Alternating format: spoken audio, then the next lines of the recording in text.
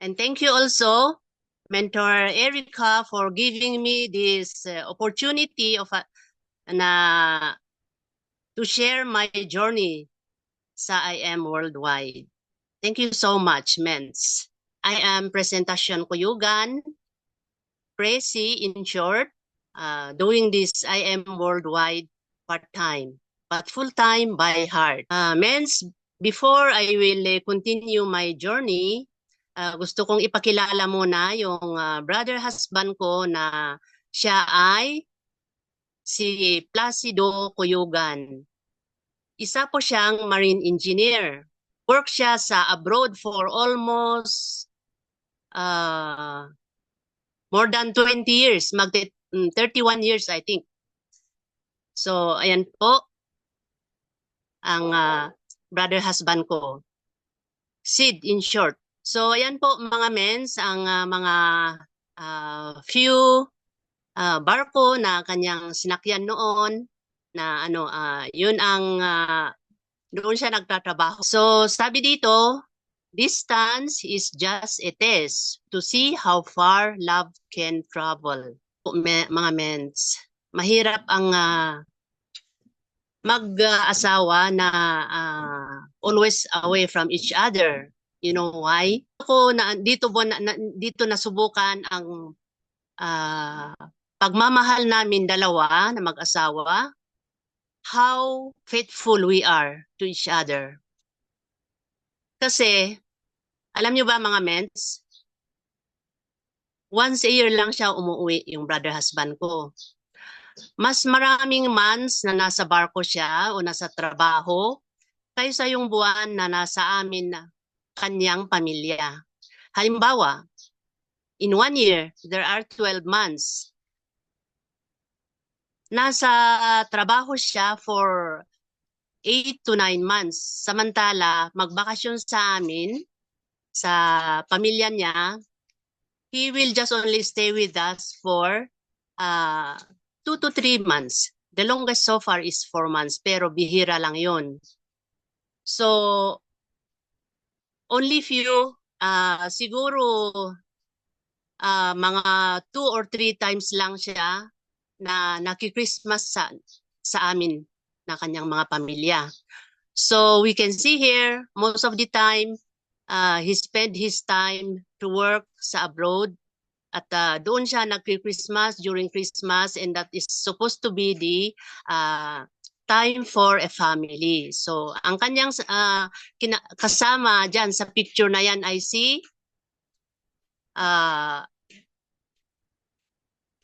ano pala nung nagbibigay ng ay si Santa Claus. So siya ang kinasama niya yung every time na nasa barko siya during Christmas na wala sa amin.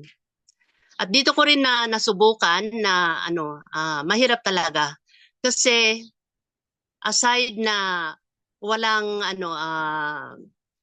wala yung tatay ng mga anak ko na kinalakihan na wala yung alam niyo ba yung father image na sabi nila. So I acted as mother and father to our children.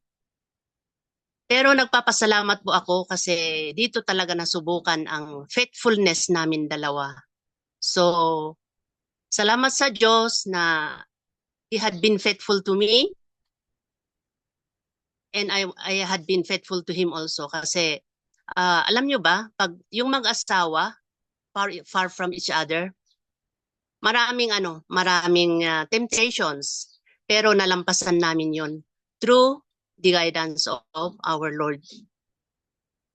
So, yan po ang brother husband ko si Brother Sid in short. Next man. So, itong picture na ito sa banda right ay banda left. Habang nasa abroad ang asawa ko, meron din akong pinasukan na real estate company, which is the Goshen Land. Isang international real estate company. So ayan, yung maliit na bata, yun ang bunso ko. kasama ko kapag nagtitripping kami. Tinitripping ko yung mga clients ko na gustong bumili ng mga lupa, condo, or house and lot. Ganon po. So, iyon. Habang nasa ibang bansa ang mister ko, meron din akong ginagawa dito sa Pilipinas. Kasi nakakatulong din ito sa amin. Yan po ang mga kasama ko sa real estate, including my area manager. Lagi kong kasama sa trabaho ko rin. Yan yung yung picture na yan, you can see you can see the view. Ang ganda po yung pinakita ko sa isang client ko na isang engineer kasi flat yung area. So, yun ang latest na tripping ko. Diba maganda, men? Yung view. Yan. So, aside from being an agent sa isang international na real estate company, nag-join din ako sa isang company which is the Waters Philippines. So pinagsabay ko po yon. Pero nauna yung isang company. Medyo later na lang itong pero pinagsabay ko talagang dalawa kasi nag full time ako. So maganda rin itong maganda rin tumulong din ako sa aming pamilya itong company na ito kasi nag-i-income din ako dito. So you can see here na ang endorser din natin ay si Shamsi Supsup at saka si Dr. Galvestan, former secretary ng Department of Health. Sila po ang endorser ng Waters Philippines. So yan din ang isang company na pinagtrabahoan ko.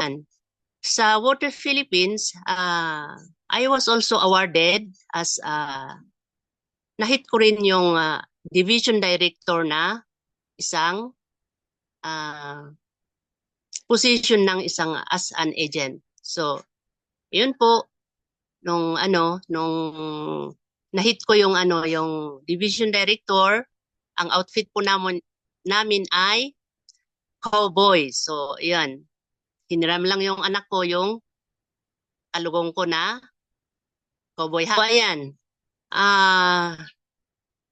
Yun po ang mga ginawa ko before I have known this. I am worldwide na pure organic barley. So here comes my isang kasama ko sa real estate company na si Mentor Winnie Mundiging. Siya po ang angel mentor ko.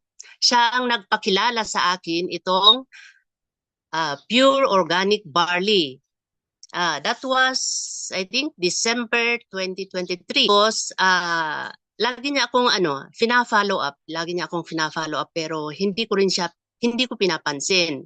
Kasi syempre, busy ako sa dalawang company na pinagtatrabahoan ko. Next, man. Until such time na one time, January 2024, sabi niya, tumawag sa akin tapos sabi niya sa akin na, hindi pa ako ment noon kasi hindi pa ako nag-join muna. Sabi niya, Sis Presi, pwedeng mag-meet tayo, sabi niya sa somewhere sa Chowking. That was January 2024. Sabi ko, sige, after the mass, sabi ko ganon. So nag-meet po kami doon. And then when we were there, sabi niya, meron akong isang mentor na darating mamaya. Sabi niya ganon na siya po ay isang former teacher. Sabi niya ganon. So, okay, sabi ko ganon din.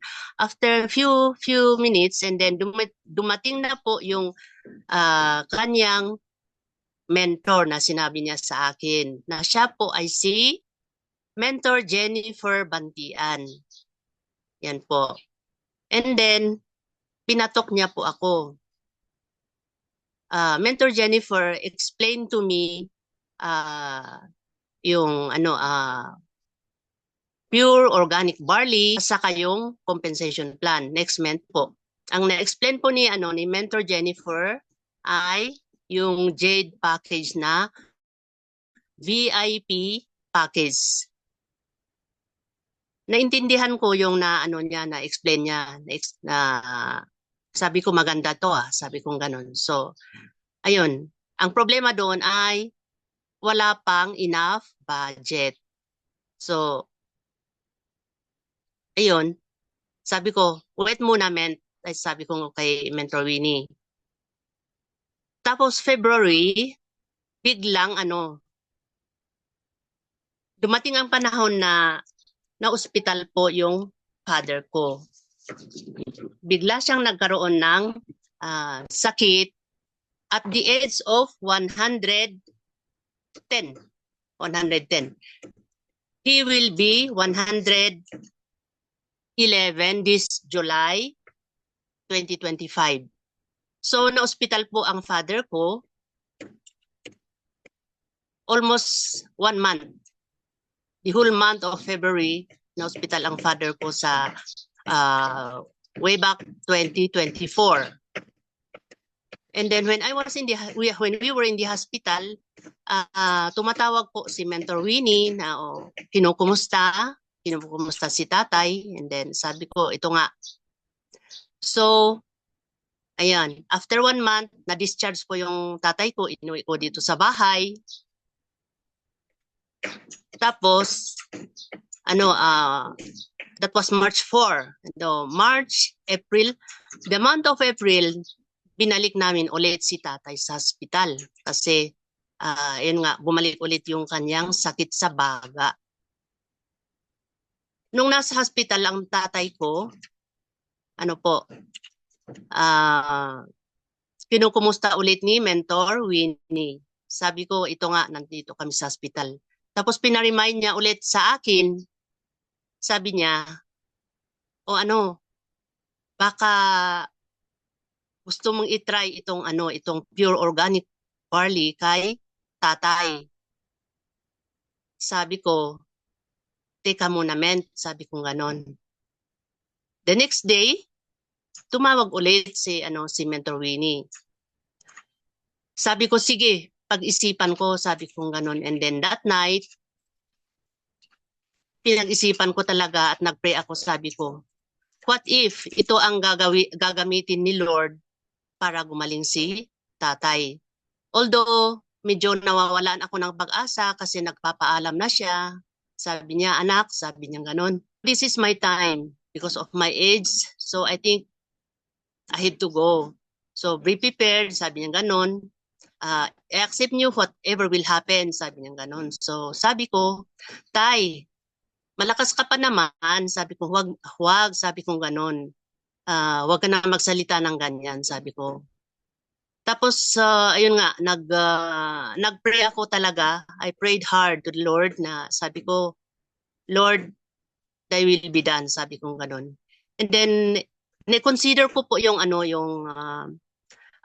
ino-offer ni Mentor Winnie, yung angel mentor ko na sabi ko, siguro sabi ko ganon, i-accept ko itong offer niya na mag-join ako dito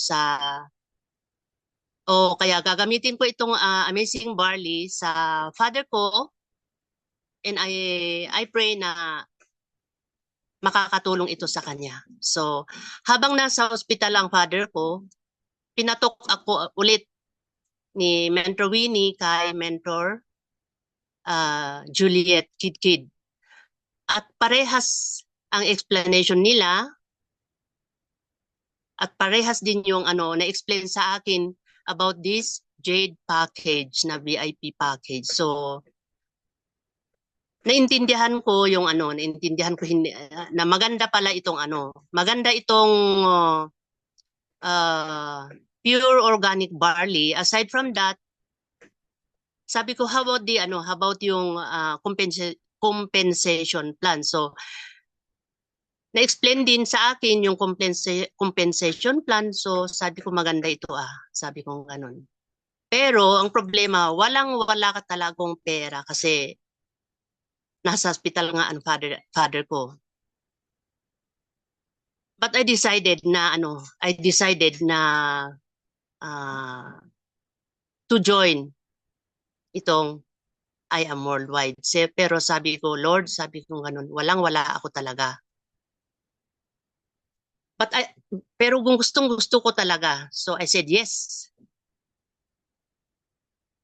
Pero before na gumawa ako ng paraan, tinanong ko muna ang sarili ko. Sabi ko, Presi, sabi ko ganun, pag mag-join ka dito, walang-wala kang pera. Pero, are you willing to pay the price? What I mean here is that, willing ka ba, Presi, to take the risk? Sabi ko ganon. Kasi, saan ka kukuha ng 198,000? Dahil positive ako, talagang gustong-gusto ko. Kasi gusto ko talagang ipagamit kay tatay. So, ayan, gumawa po ako ng paraan. So, nag-join ako habang nasa hospital ang Father Dearest ko. So, nung linabas ko yung tatay ko from the hospital, pinagamit ko ito talagang amazing barley kay tatay. Si tatay ay isang malakas na tao, kaya lang nung nagkasakit, talagang bumagsak ang kanyang immune system. So, pinagamit ko itong pure organic barley. After 1 week, nakita ko talaga na gumaganda yung kanyang sitwasyon. Although tapos na siyang nagpaalam sa akin eh. Sabi niya gano'n na, maybe anak, this is siguro ang time ko. Sabi niya gano'n kasi dahil sa aking sakit at saka matanda na rin ako, sabi niya gano'n. Sabi ko, hindi tay, this is not the right time. Sabi ko gano'n. Sabi ni Lord, this is not the right time for you. Sabi ko sa kanya. So, ayan, tuloy-tuloy yung na pinagamit ko kay tatay, yung amazing barley. At maganda. Lumakas siya. Tapos, ayan, tuloy-tuloy kong pinagamit sa kanya hanggang ngayon. So, ang number one na DPSY ko talaga ay si tatay. Dahil sa amazing barley, gumanda ang kanyang sitwasyon hanggang ngayon. At saka pa pala, sabi ng doktor, 6 months na uminom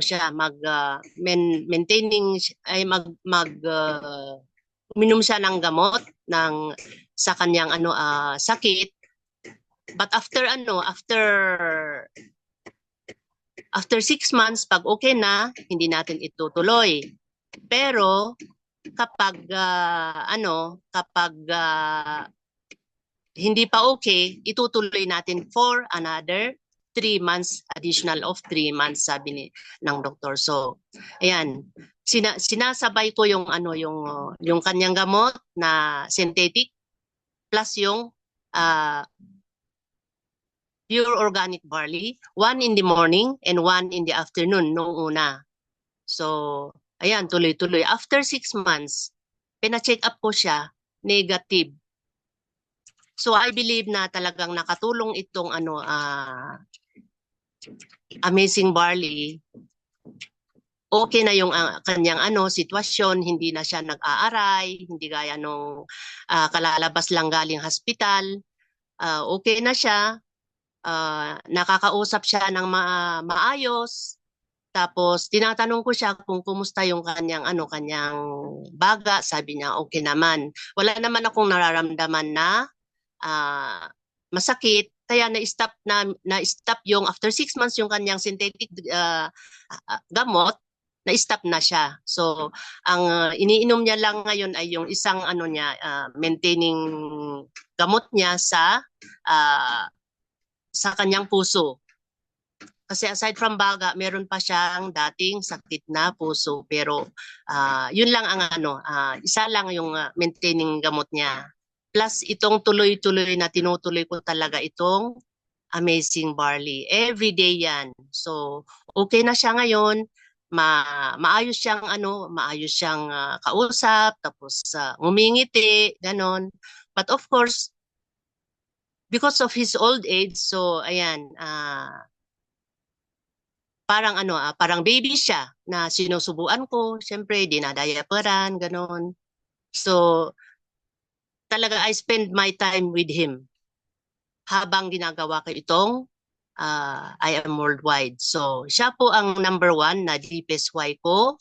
Next, men. Tapos, of course, yung pamilya ko rin. I have 3 kids. 2 babae at 1 lalaki. So, isa lang ang nakatapos sa kanila, yung eldest. And now, kahit busy ako kay tatay, talagang gumagawa ako talaga ng paraan para dito sa I Am Worldwide. Dahil itong isang lalaki, 3rd year college pa lang siya at saka yung bunso ay grade 10 na siya. And isa pa, yung brother husband ko, retired na siya as a seaman. So, ayan, talagang I have to do something for my family, especially the kids and my tatay. So, I'm doing my best na talagang pinaghahati ko talaga yung oras ko. So, in other words, every minute of my time is very precious. Next, man. Ayan, so, for almost 16 years na nasa akin si tatay, na ako talaga ang nag-aalaga sa kanya. Mula noong ano pa siya, malakas siya noon. So, sometimes, kahit nasa akin dito sa Baguio, umuwi siya na mag-isa sa probinsya. Pero ngayon na ano, na siya, yun talaga I have to time with my tatay. So, okay, next man. Ayan. Yan siya noong nung umuwi na kami dito sa bahay. So, ayan, at the age of 110, ganyan ang itsura niya. So, yun po ang sabi dito, health is wealth. Ayan, true. Kailangan natin alagaan talaga ang natin, ang health natin kasi yun ang kayamanan natin na binigay ni Lord. 'Di ba? Uma-attend ako talaga ng training, mentoring, ganon.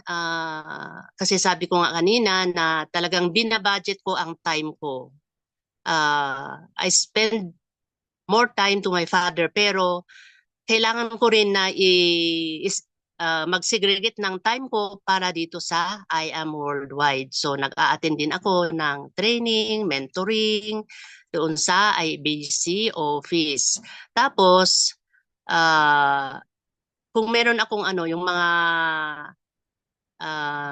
invites ko, ini-invites ko dito sa bahay, tapos ini-invite ko yung mga mentors ko para silang mag-speak habang andito ako sa bahay. So yung mga clients pumupunta dito sa bahay, tapos ini-invite ko yung mga mentors ko, silang nagtotok sa kanila. So ayan po.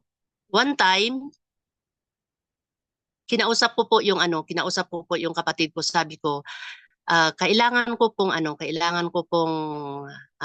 dumayo sa probinsya kasi one of my leader nag-invite sa akin, sabi niya punta tayo sa probinsya, sabi niya gano'n. So we invited yung mentor namin, apply namin. So sinamahan kami pumunta ng probinsya. So sabi ko sa kapatid ko, while I'm away, please take good care of our father. So, yes po, sabi niya sa akin, ate. So, ayan, pumunta kami sa probinsya to share yung pure organic barley sa mga may sakit. Pumunta kami sa mga, sa PNP offices, sa DepEd, sa DPWS, ganun po. So, ayan. The last time, nag-invite ulit yung isang leader ko. Sabi niya, punta tayo ulit sa probinsya. So, sabi ko, okay. Pero wala kaming sinama na apply namin na mentor namin. 2 lang kami. So, pumunta po kami sa probinsya. After na i-share namin sa mga may nangangailangan ng amazing barley doon sa Mountain Province,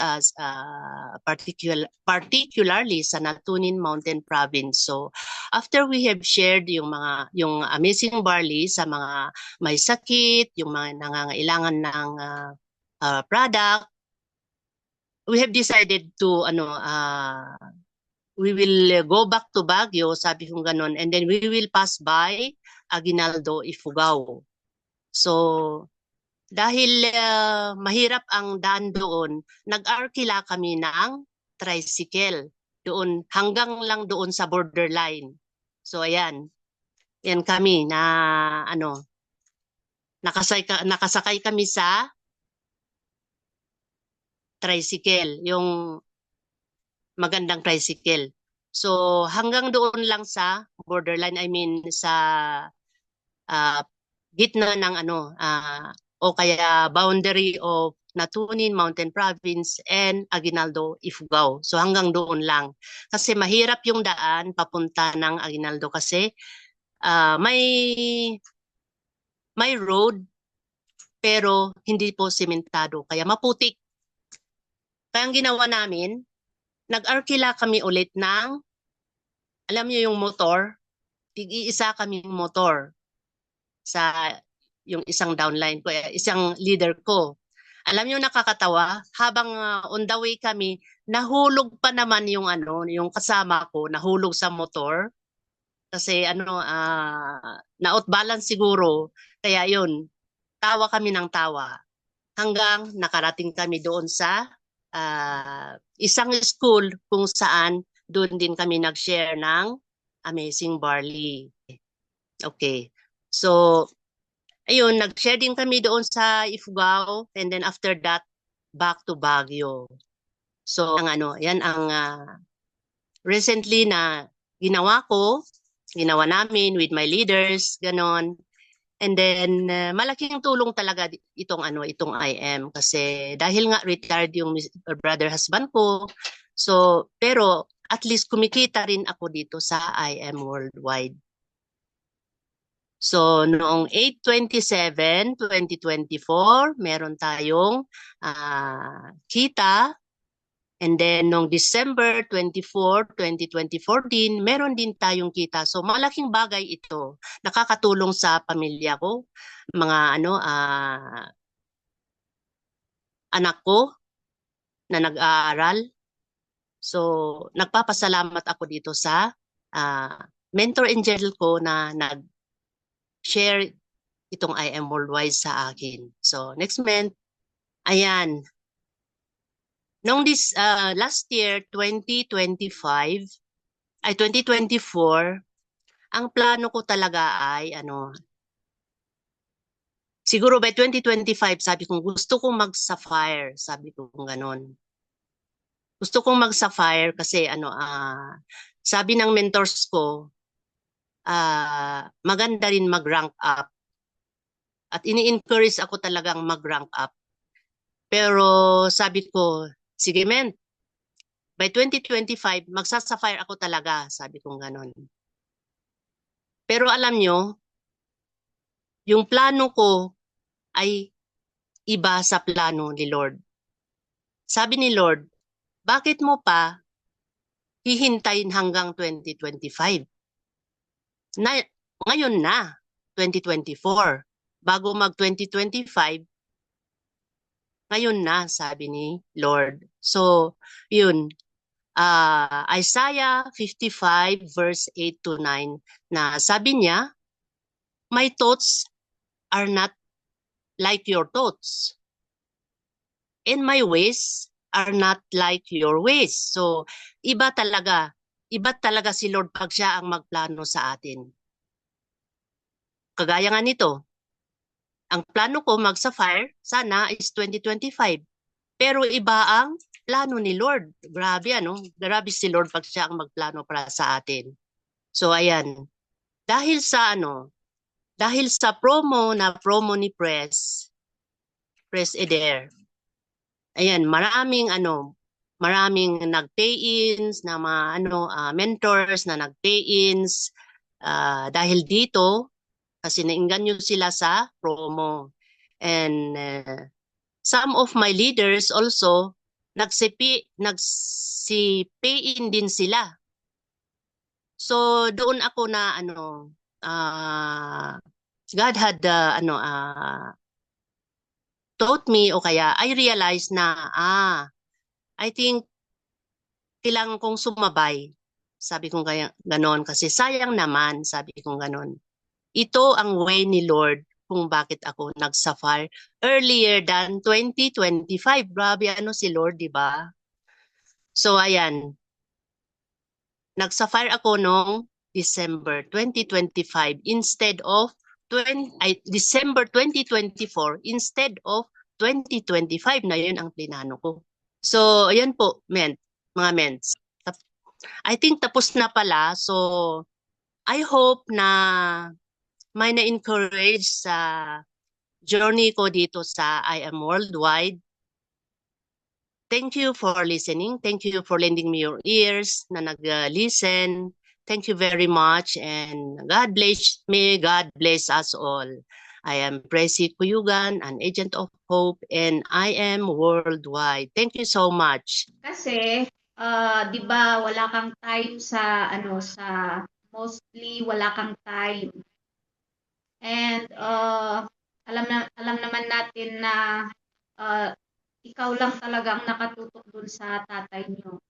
So paano mo na isisingit? Wala ka pang 1 taon, 'di ba? Tapos nag-sapphire ka na. Paano mo nagawa yun, mentor? Talaga ng paraan. Early in the morning, I have to wake up early. You know, I have to wake up early para asikasuin yung dapat maasikaso sa bahay and then prepare food for my father.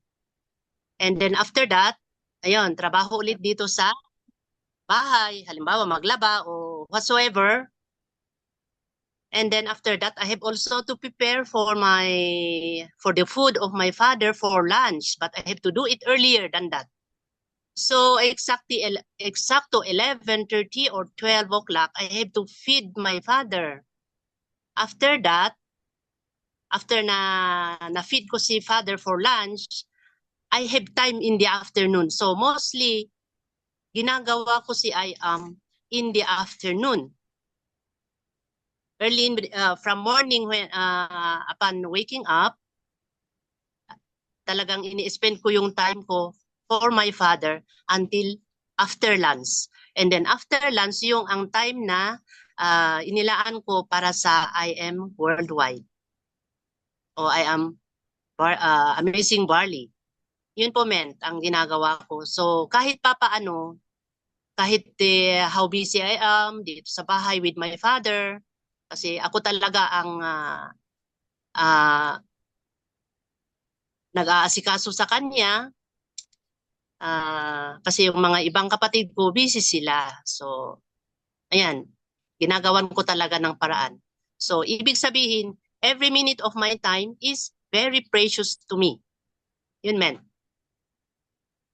Ayan, thank you so much, Mentor Presi. And yes, totoo yan mga mentors. Kasi si Mentor Presi, since siya ang nagpapakain sa kanyang tatay, alam niyo ba na kung meron siyang pupuntahan or pupunta siya sa IBC, alam niyo ba nagbabayad siya ng kanyang kapitbahay na magpapakain ng lunch ng kanyang tatay.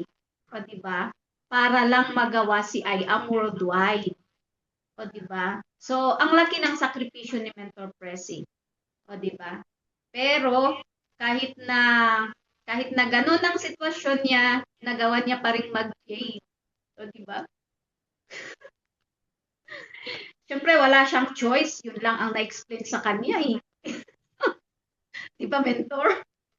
So, may iba pang magtatanong. Ano po ma-advise mo sa mga gusto din mag-hit ng rank up? Okay, thank you for the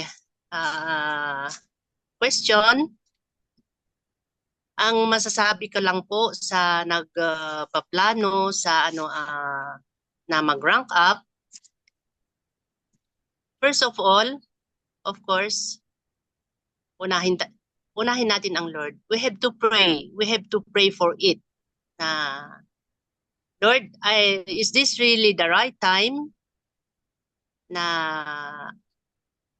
mag-rank up ako? Kasi ganito, I would like na to hit the sapphire or ruby. Yeah, of course, unahin natin si Lord talaga. And then, kailangan natin na sundin ang proseso, of course. Ano ba yung mga proseso? Sundin natin yung proseso ng I Am Worldwide. Of course, kailangan natin mag-yes mentor. Kailangan natin na aralin talaga yung process para ma-qualify ka na mag-rank up. Kasi ang pag-rank up ay malaking tulong yan. That is for the leaders. So, yun po, kailangan natin na sundin ang process ng I Am Worldwide at lagi tayong mag-yes mentor. Kasi yung mga mentors natin, gusto rin nilang iparanas sa atin yung nararanasan nila ngayon as top mentor natin. Ito ang pwede kong may advice sa mga nagpaplano na mag-rank up. I hope natasagot ko yung tanong. Okay, thank you. So, hope maliwanag. Mentor Remark. Ayan. So, may isa pang tanong si Mentor Eunice. Mentor Presi, as you have said, wala kang pera nung panahon na nag-Jade ka. Anong paraan ang ginawa mo para ma-avail mo yung Jade package sa panahon na you're struggling sa financial? Gumawa ko talaga ng paraan, men. Kasi gustong-gusto ko talagang i-avail yung Jade package, which is the best package, you know. So, gumawa ako ng paraan. If we remember yung W. Bush, yun po, one of them ang ginawa ko.